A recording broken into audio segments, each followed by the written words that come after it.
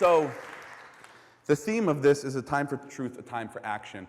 I'm an enormous proponent of BDS. I'll talk more about that after 4 o'clock. I'm an enormous proponent of academic and cultural boycott. I'm a cultural activist, and I think that as an activist, as a person of the society where $3 billion a year goes to Israel, where hellfire missiles and cluster bombs and white phosphorus and so on and so forth goes to service a military occupation and an apartheid system, it's up to me to speak out and to take action. And so, you know, the to exist is to resist. Existence is resistance. Part of, you know, being brought up every day is a form of resistance, and there's so many forms. And so a lot of people have been talking about nonviolent resistance. This poem is called Like Ghandi, Like Martin. I don't know if anybody saw Bono's article in the New York Times where he's like, well, if the Palestinians could only find their Gandhi and Martin Luther King, and I'm trying to keep the swears out of my head.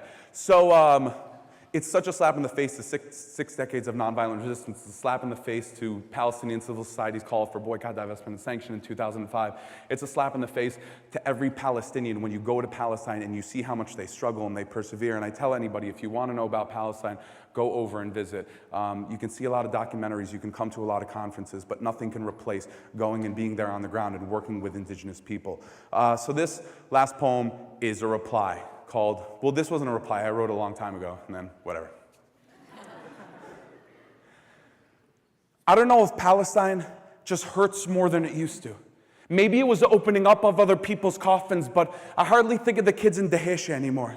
Great memories tucked under pillowcases, more nightmares brought by morning, blink images of live-fired unarmed protesters, cameras spill out footage of screaming mothers, born, bred, dead in the West Bank, fought like Gandhi, like Martin, but no history book will remember their plight.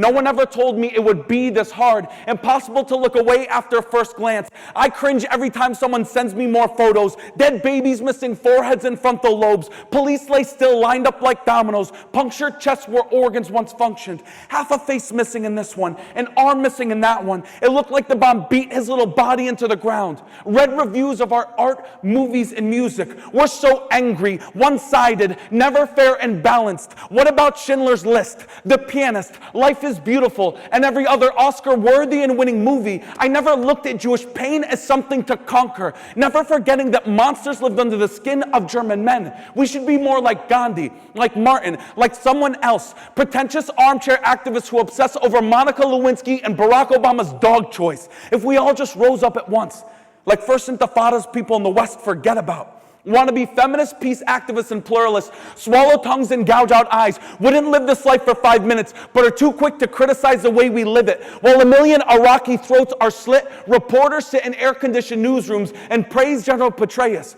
Don't dare ask Iraqi clouds what they've witnessed. It's quite a view from the ground outside the green zone.